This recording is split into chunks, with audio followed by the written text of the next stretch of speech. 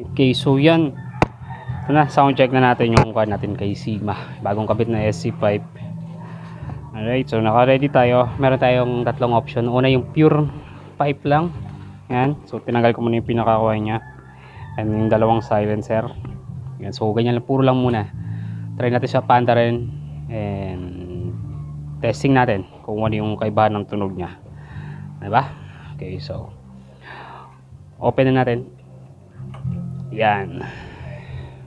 So pakinggan natin yung pagkakaiba ng tunog pag nakapurong pipe lang plus pag may nakakabit na silencer o naka-single silencer siya. And then pangatlo is pag naka-dual silencer na siya. So yun yung pagkakaiba ng tatlong tunog niya. Okay? So try muna natin sa puro. Iyan oh. Ayan. So yan ang tunog niya kapag nakapuro lang siya. Ayan. Yan yung tunog niya pag nakapurong pipe lang or naka-SC pipe lang siya, walang silencer na nakakabit na kahit ano. So yan tunog niya. Lakas. Buong buo. So pag binomba mo pa yan, mas lalo pa yan lalakas. Ayan. So try natin. So yan yung tunog niya pag purong walang pipe.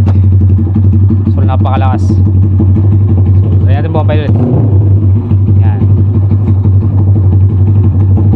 Malakas talaga, bulahaw. So prone to sa kuwan, sa huli. Prone sa huli yan pag may mga checkpoint, sigurado yan. So try natin gabitan ng isa pang silencer or lagyan natin ng single silencer. So try natin kung anong kaibahan ng tunog niya. Okay, so kabit natin yung silencer niya sa pinaka elbow niya. Try natin kung anong kaibahan ng tunog. Tanggalin muna natin to. Yan. Okay. Yan, so kabit na natin to. Diyan natin kabit. Diba? Okay. Yan.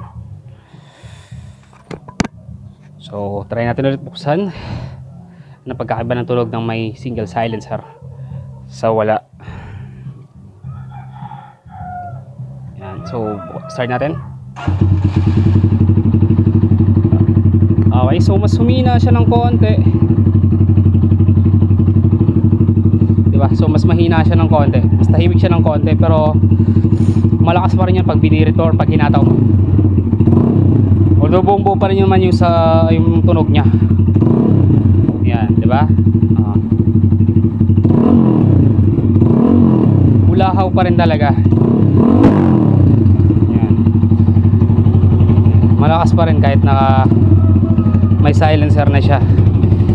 So lalagpas pa rin yan sa tinakdang decibel meter ng LTO. So mas malakas pa rin yan. So prone ka pa rin sa huli pag ganyan, pag naka single silencer ka. Yan, malakas pa rin naman. Okay, so pwede ka pa mahuli yan, pwede pa rin lumagpas sa tinakdang decibel meter ng LTO, sa tinakdang sukat. Yan. So try natin ngayon lagyan pa ng isa pang silencer sa tip.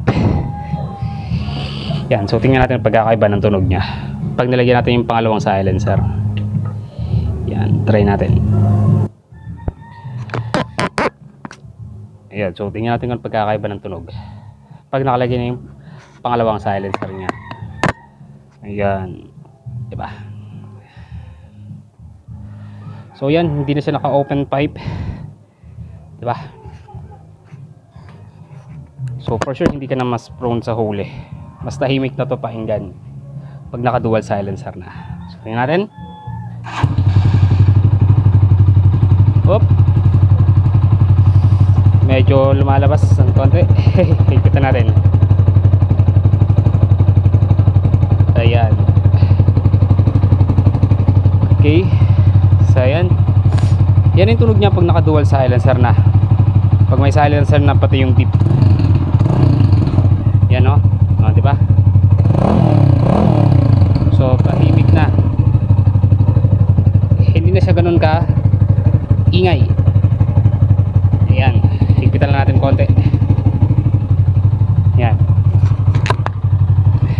tahimik na siya. Oh, di ba? Yan. So hindi ka na prone sa huli. Malakas na siya ng konti sa halos kasing tunog lang ng stock. Yan. Para may echo lang ng konti sa bandang dulo. Yan. So, di ba? Pero all in all, tahimik na siya. Hindi ka na prone sa huli pag ganyan. Tahimik na siya. Hindi na siya bulahaw kung tawagin. Yan. Okay. So yun yung pagkakaiba ng tunog niya pag naka dual silencer ka, naka single, at pag naka pure lang na pipe. Okay.